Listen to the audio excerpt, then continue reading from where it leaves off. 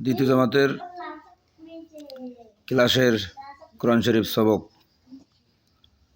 সবাই ধরেন বিসমিল্লাহির রহমানির রহিম। আলিফের জের জালের জাজম। ইজ ইজ দাঁতের আগা দিব্বার আগা দিয়ে উচ্চারণ বের করতে হবে। Is is is is is is is আলিফের জবর আর জাজম। আর আর আর আর সিনের জবর লামের জাজম। সাল সাল সাল সাল সাল নুনের জবর তিন আলিফ। না না না এই মাঠটার নাম কি কে বলতে পারবেন? না তিন আলিফ টানতেছি, এই মাঠটার নাম কি? মধ্যে মধ্যে আরজি হয়, এটা হলো মধ্যে মুনফাসিল। কি নাম? মদের হরফের উপরে চিহ্ন সিকন, বামে হামজা, মধ্যে মুনফাসিল, ডান দিকের হরকত কে তিন আলিফ টানিয়া পড়িতে হয়। যেমন না,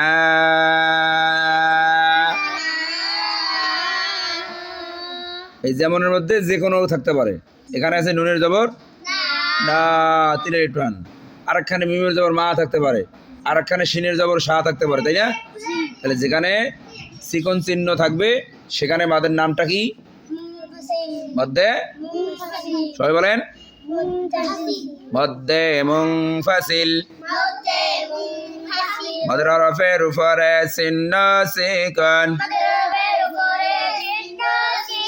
বামে হামজা, মধ্যে মুনফাসিল, ডান দিকের হরকত কে তিন আলিফ টানিয়া পড়িতে হয়। না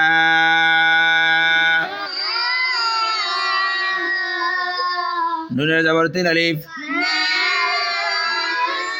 আবার বলেন না না। প্রথমে আসেন ইজ আর সাল না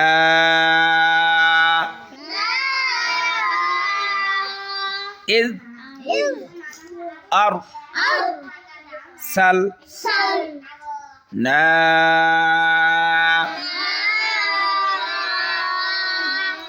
ইজ আর সাল না।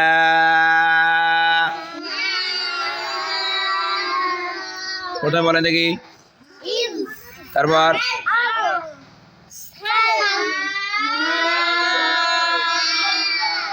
আবার বলেন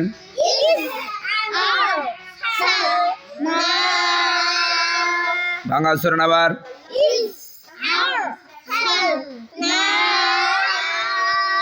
আবার বলেন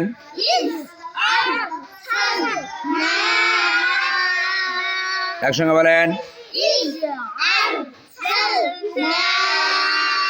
মাশাআল্লাহ, সুন্দর হয়েছে। তাহলে দেখেন, এবার দেখেন ইজ আরসালনা, ইজ আরসালনা, ইজ আরসালনা, ইজ আরসালনা, ইজ আরসালনা, ইজ আরসালনা, ইজ আরসালনা, ইয আরসালনা।